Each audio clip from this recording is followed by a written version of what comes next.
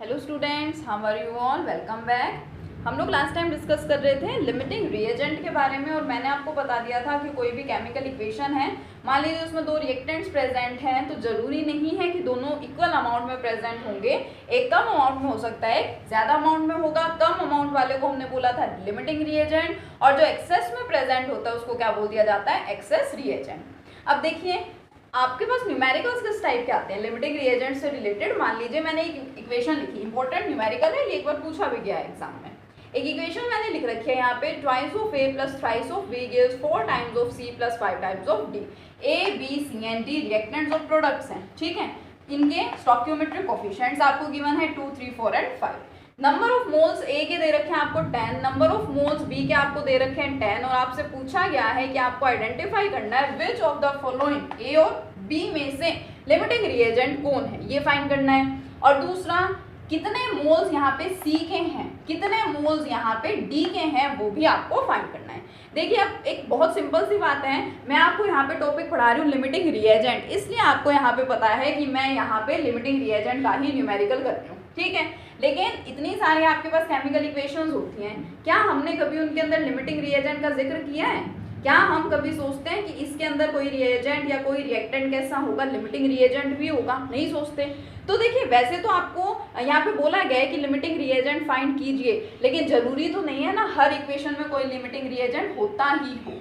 आपसे मान लीजिए वो यहाँ पे ये ना देख करके ये बोलता क्या ए और बी में से कोई लिमिटिंग रिएजेंट है, तो हमें यहाँ पे लिमिटिंग रिएजेंट को फाइंड करना होता। तो किसी भी न्यूमेरिकल को करने के लिए आपको, आपकी नॉलेज के लिए बता रही हूँ कि अगर आपको पता लगाना है कि लिमिटिंग रिएजेंट है या नहीं है, तो हमें यहाँ पे मैं एक बहुत सिंपल सा मेथड आपको बता रही हूँ जिससे आप इजीली समझ पाएंगे, ठीक है। उस मेथड का आपको यूज करना है। नंबर ऑफ मोल्स यहाँ पे आपको गिवन है दोनों रिएजेंट्स के, दोनों रिएक्टेंट्स के, और ये क्या है, स्टोइकियोमेट्रिक कोफिशिएंट्स हैं। स्टूडेंट्स यहाँ पे मिस्टेक मत करना, 2 and 3 are not the number of moles. Number of moles तो ये हैं जो आपको दे रखे हैं, these are the stoichiometric coefficients. क्या है ये आपके, ये आपको स्टोइकियोमेट्रिक कोफिशिएंट्स यहाँ पे दे रखे हैं। हमें सबसे पहले पता लगाना है कि क्या यहाँ पे लिमिटिंग रिएजेंट कोई है भी या फिर नहीं है। तो उसके लिए हमारे पास एक बहुत सिंपल सा मेथड है, आपको स्टोइकियोमेट्रिक कोफिशिएंट्स पता लगाने आने चाहिए, ठीक है। मींस आपको दिख रहे हैं यहाँ पे सिंपल सा दो रिएजेंट्स हैं, तो क्या करते हैं, दोनों का आपको रेशियो लेना होता है। स्टोइकियोमेट्रिक कोफिशिएंट ऑफ ए, बहुत अच्छे से देखिएगा, इसको नोट कर लीजिए साथ में, stoichiometric coefficients of A divided by stoichiometric coefficient of B, ठीक है।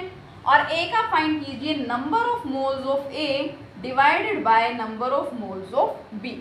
अगर ये दोनों आपको इक्वल ना मिले, इट मीन्स ए और बी में से कोई ना कोई क्या होगा, लिमिटिंग रिएजेंट होगा। अगर आपको ये रेशियो इक्वल मिल जाए, ए और बी के स्टोइकियोमेट्रिक कोफिशिएंट्स का ratio number of moles of A और बी के इक्वल आपको मिल जाए, इट मीन्स इनमें से कोई भी लिमिटिंग रिएजेंट नहीं होगा। एलआर मैंने इसको रिप्रेजेंट किया है लिमिटिंग रिएजेंट, ठीक है। तो स्टेप 5 है कि स्टेप फर्स्ट है कि हम यहाँ पे आइडेंटिफाई करें कि लिमिटिंग रिएजेंट इधर प्रेजेंट भी है या फिर नहीं है। इसी तरह से दूसरा, अब फर्स्ट स्टेप आप ये करते हैं, ठीक है। सेकेंड स्टेप में आपको क्या करना होता है, you have to find out the limiting reagent. आपको फाइंड करना है कि अगर इसमें लिमिटिंग रिएजेंट है तो देखिए लिमिटिंग रिएजेंट है कौन सा। तो देखिए मैं इस इक्वेशन में न्यूमेरिकल में आपको बताती हूँ लिमिटिंग रिएजेंट प्रेजेंट है भी या फिर नहीं है। आप कैसे आइडेंटिफाई करें, स्टोइकियोमेट्रिक कोफिशिएंट ए का स्टोइकियोमेट्रिक कोफिशिएंट क्या है, 2। स्टोइकियोमेट्रिक कोफिशिएंट बी का स्टोइकियोमेट्रिक कोफिशिएंट क्या है, 3 है, तो 2 divided by 3। Number of moles of A 10, number of moles of B 50, तो ये तो आ गया 2/3 और ये आया 1/5, दोनों इक्वल तो नहीं है, यानी दोनों में से, दोनों ए और बी में से कोई ना कोई एक क्या है आपके पास में लिमिटिंग रिएजेंट है। सेकेंड स्टेप क्या है कि हमें लिमिटिंग रिएजेंट को फाइंड करना है। अगर आपके पास लिमिटिंग रिएजेंट प्रेजेंट है तो फाइंड कीजिए कि ए और बी दोनों में से लिमिटिंग रिएजेंट यहाँ पे कौन सा है। उसको फाइंड करने का मेथड भी बहुत इजी है। देखिए लिमिटिंग रिएजेंट के न्यूमेरिकल्स बहुत अलग अलग मेथड से होते हैं, डिफरेंट बुक्स में आपको डिफरेंट मेथड्स भी मिल जाते हैं। मैं आपको एक सबसे सिंपलेस्ट मेथड बता रही हूँ जिससे गारंटी है कि आपको ये बहुत ईजिली समझ में आ जाएगा, ठीक है। क्या करेंगे लिमिटिंग रिएजेंट को फाइंड करने के लिए, देखिए नंबर ऑफ मोल्स ऑफ ए की बात कर रहे हैं क्योंकि हमें देखना है ए और बी में से कौन सा है limiting reagent. Number of moles of A divided by stoichiometric coefficient of A find कीजिए। Number of moles of B और stoichiometric coefficient of B find कीजिए। और इसको फाइंड करने के बाद आप देखिए दोनों में से, ये जो आपने रेशियो फाइंड किया है, दोनों में से लोएस्ट वैल्यू किसकी है? जिसकी वैल्यू आपको कम मिलेगी, इट मीन्स वो क्या होगा? हमारा लिमिटिंग रिएजेंट होगा। ठीक है, number of moles of A divided by stoichiometric coefficient of A, number of moles of B divided by stoichiometric coefficient of B, जिसकी वैल्यू कम वो क्या होगा? Limiting reagent. अब यहाँ देखिए नंबर ऑफ मोल्स ए के कितने हैं? 10। स्टोइकियोमेट्रिक कोफिशिएंट ए का कितना है? 2, यानी कि 5। ये तो आया ए वाले का रेशियो। ठीक है, क्या आया? 5। नेक्स्ट देखिए number of moles of B कितने हैं? यहाँ पे बी के नंबर ऑफ मोल्स देखिए 50 हैं और स्टोइकियोमेट्रिक कोफिशिएंट है 3, तो 50 डिवाइडेड बाय 3। अब ये तो 16 पॉइंट समथिंग आ जाएगा, आएगा ना? 16 पॉइंट समथिंग यहाँ पे आपको मिल जाएगा। इट मीन्स आप देखिए यहाँ पे कम वैल्यू किसकी है? 5, ये कम वैल्यू है। It means A is the limiting reagent here. यहाँ पे हमारा लिमिटिंग रिएजेंट कौन है? A है। तो पहला स्टेप कि आप आइडेंटिफाई करें कि क्या इसमें से कोई लिमिटिंग रिएजेंट है भी या फिर नहीं है। दूसरा स्टेप कि अगर लिमिटिंग रिएजेंट है तो आपको आइडेंटिफाई करना है कि दोनों में से लिमिटिंग रिएजेंट यहाँ पे कौन होगा। ये आपने सेकंड स्टेप यहाँ पे फाइंड आपने कर लिया कि आपका A यहाँ पे कौन है? लिमिटिंग रिएजेंट है। A लिमिटिंग रिएजेंट है तो फिर B क्या होगा? यहाँ पे एक्सेस रिएजेंट होगा। सिंपल है। ठीक है, नेक्स्ट स्टेप देखिए।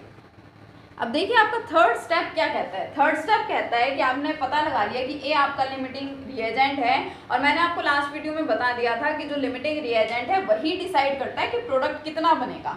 क्वेश्चन में आपसे यहाँ पे न्यूमेरिकल में पूछा गया है सी और डी के नंबर ऑफ मोल्स बताइए कि कितने मोल सी के बनेंगे, कितने मोल डी के बनेंगे। कौन डिसाइड करेगा? ए ही डिसाइड करेगा। तो नेक्स्ट स्टेप में मुझे यही फाइंड करना है। लिमिटिंग रिएजेंट मैंने यहाँ पे पता लगा लिया, देखिए क्या आया? ए आया। ठीक है, अब मैं नंबर ऑफ मोल सी के फाइंड करूंगी और डी के फाइंड करूंगी। रिलेशन वही है जो मैंने पीछे लगाया।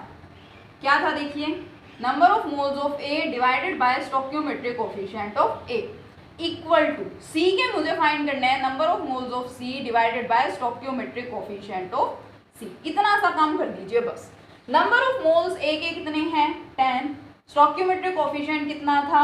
2। अभी हमने फाइंड किया भी था इसको। Equal to number of moles C के तो मुझे फाइंड ही करने हैं। स्टोइकियोमेट्रिक कोफिशिएंट दे रखा है, कितना है? 4 है। कैंसिल आउट कर दो इसको, तो यहाँ से एनसी नंबर ऑफ मोल्स मुझे सी के कितने मिल जाएंगे? 20 मिल जाएंगे। जिसके नंबर ऑफ मोल्स आपको फाइंड करने हैं आप उसको यहाँ पे लिख करके देख लीजिए। आपको सी का फाइंड करना था इसलिए आपने यहाँ पे क्या किया? एन सी कर लिया, नंबर ऑफ मोल्स ऑफ सी ले लिए। अब इसको हमेशा लेना ही है क्योंकि ये हमारा लिमिटिंग रिएजेंट है, यही डिसाइड करेगा। तो देखिए next N A number of moles of A divided by stoichiometric coefficient of A equal to number of moles of D divided by stoichiometric coefficient of D, क्योंकि मुझे डी का find करना है कितने मोल्स बनेंगे। तो देखिए ये वही हो गया 10/2 equal to and D I have to find out and stoichiometric coefficient of D is what? 5।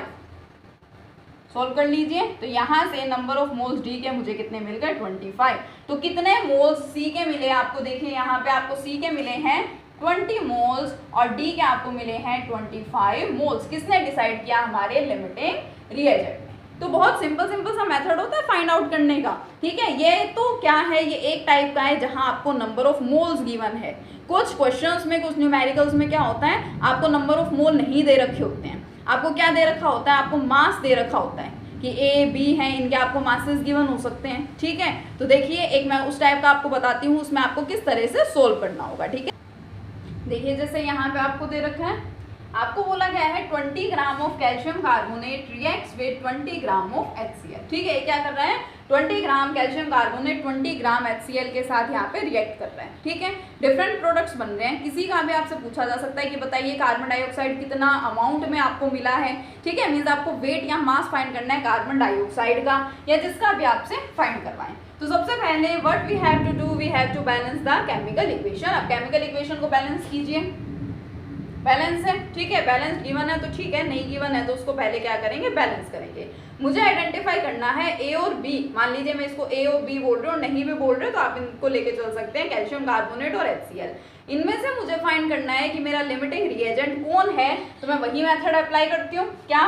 Number of moles of CaCO3 divided by stoichiometric coefficient of CaCO3। एक तो मैं ये फाइंड करूंगी और एक मैं क्या करूंगी, number of moles of HCl divided by stoichiometric coefficient of HCl। दोनों में से जो कम होगा वो क्या होगा, यहाँ पे लिमिटिंग रिएजेंट होगा। और लिमिटिंग रिएजेंट की हेल्प से मुझसे जो फाइंड करवाया गया है मैं उसको इजीली फाइंड आउट कर सकती हूँ। लेकिन देखिए यहाँ पे लास्ट न्यूमेरिकल में आपको नंबर ऑफ मोल्स गिवन थे, स्टोइकियोमेट्रिक कोफिशिएंट तो मिल जाएंगे। इसका स्टोइकियोमेट्रिक कोफिशिएंट है 1, इसका स्टोइकियोमेट्रिक कोफिशिएंट है 2, but what about number of moles?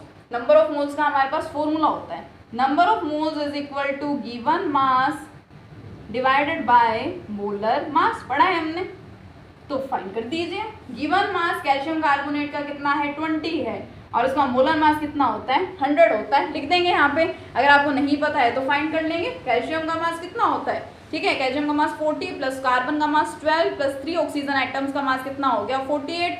Add up करेंगे आपको 100 ही मिलना है। तो यहाँ से क्या मिला आपको, नंबर ऑफ मोल्स किसके, कैल्शियम कार्बोनेट के, 2 5 जा 10, 1/5। इसी तरह से नंबर ऑफ मोल्स आप HCl के फाइंड करेंगे, उसका गिवन मास डिवाइडेड बाय उसका मोलर मास होता है 36.5। कहाँ से आया, हाइड्रोजन का 1 और क्लोरीन का 35.5। यहाँ से क्या आ जाएगा, नंबर ऑफ मोल। और नंबर ऑफ मोल्स अगर आपको मिल गए हैं तो ये नेक्स्ट न्यूमेरिकल की तरह हो गया है, आप इसको इजीली सोल्व कर सकते हैं और फाइंड आउट कर सकते हैं कि लिमिटिंग रिएजेंट कौन होगा यहाँ पे। ठीक है, तो आज का वर्क आपका यही है, लिमिटिंग रिएजेंट के ऊपर जितने भी आपको प्रॉब्लम्स गिवन है, जितने भी न्यूमेरिकल्स गिवन है आपकी बुक में, उन सभी को क्या करेंगे, अच्छे से सोल्व करेंगे। ठीक है, हमारा चैप्टर फिर वहाँ पे क्या हो जाएगा, कंप्लीट हो जाएगा। अच्छे से स्टडी कीजिए उसको। ठीक है स्टूडेंट्स, ओके, थैंक यू।